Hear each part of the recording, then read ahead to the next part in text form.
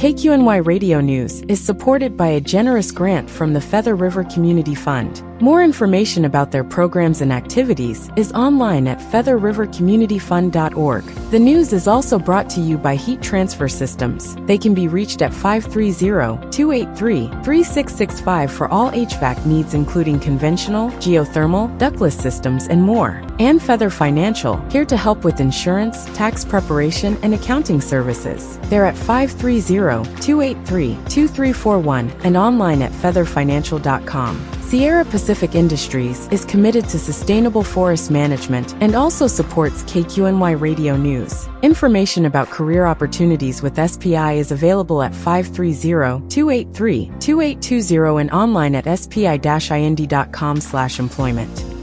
In partnership with the Plumas Sun, this is KQNY Radio News.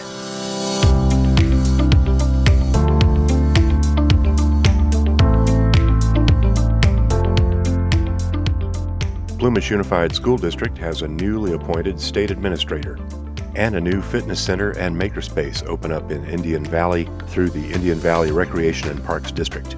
Thanks for joining us. This is Tommy Miles. Those stories and more on this edition of KQNY Radio News.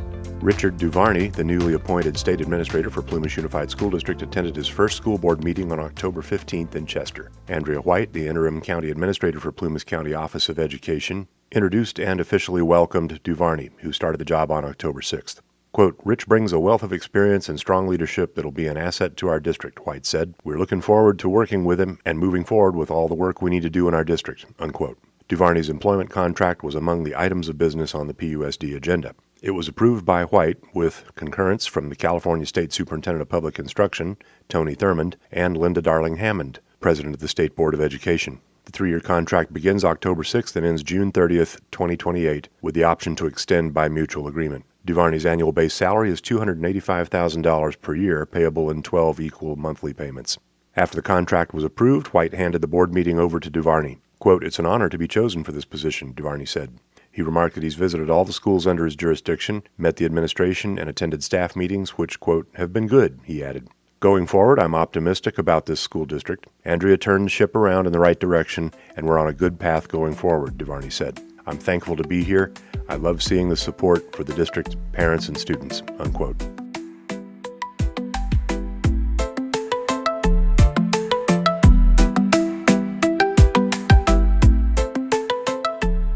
The Judicial Council of California is planning to build a new, almost 24,000 square foot courthouse in Quincy on the site currently occupied by Feather Publishing Company. Construction costs are estimated at about $101 million, with the building expected to be completed by February 2032. Plans are for a single-story structure to include 2 courtrooms, and the plans are in the early environmental review stage, said a project manager with the Judicial Council. The public has until November 14th to submit comments on the scope and content of the environmental analysis and to propose project alternatives. A public meeting on October 23rd drew 10 people to the Mineral Building at the Plumas-Sierra County Fairgrounds. Along with expressing concerns about scant public notice, most who spoke raised issues with the site chosen by the Judicial Council. The Judicial Council's second choice for a location is the Stone House at the intersection of State Route 70 and Mill Street in East Quincy. Currently, Judicial Council staff are working to notify the public that they're preparing a document to identify the environmental impacts of courthouse construction. It'll include the project location, a brief description, and a summary of the potential environmental impacts of the proposed project.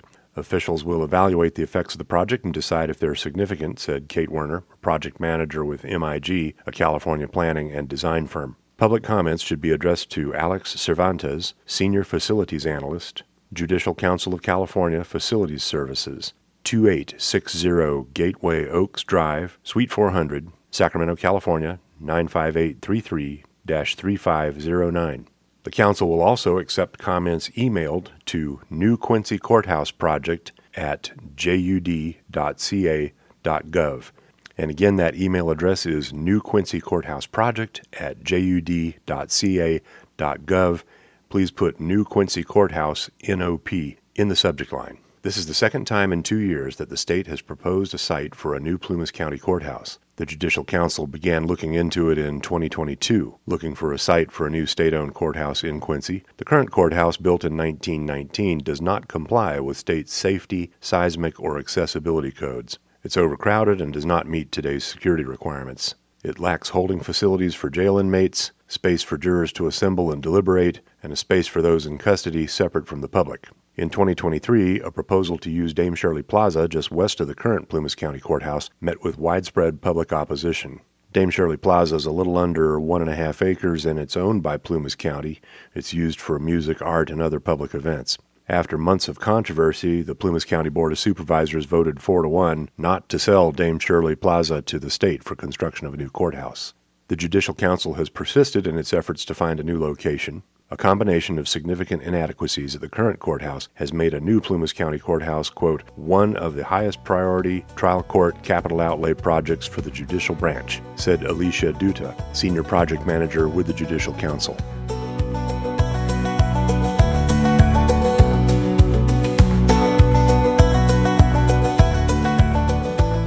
The Indian Valley Recreation and Parks District announces the grand opening of the new Indian Valley Fitness Center and Makerspace on Saturday, November 1st. From noon to 2 p.m., it's at 117 Grand Street in Greenville. The celebration will feature a ribbon-cutting ceremony, tours of the fitness center, makerspace, and classrooms, and a complimentary lunch prepared by the students of the Indian Valley Academy culinary class. Everyone's welcome to join the celebration and learn about how to get involved. But even if you miss the grand opening event, membership sign-ups will be available and Indian Valley residents can enjoy free access throughout November with a $20 refundable deposit for key card entry. Organizers point out that the gym features keypad access for members, providing convenient use before and after school hours. Quote, the fitness center will provide a much-needed space for residents to focus on health and wellness in a welcoming, community-centered environment, said Indian Valley Recreation and Parks District.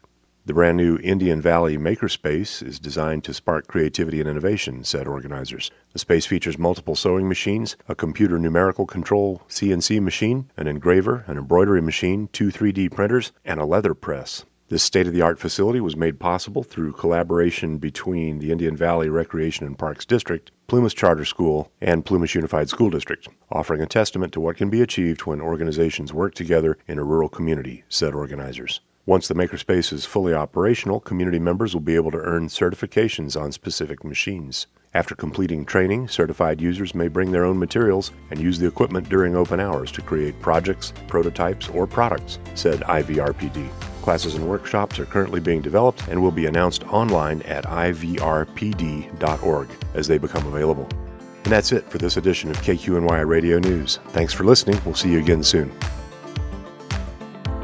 This program is a production of KQNY Community Affairs Programming, and it's powered by the Plumas Sun, a group of Plumas County journalists and organizers committed to providing high-quality, objective coverage of local news. The Plumas Sun and KQNY both depend on community support, so please consider helping us out by going to KQNY919.org and plumassun.org and making a donation. Thank you for helping to keep local news on the web and on the air.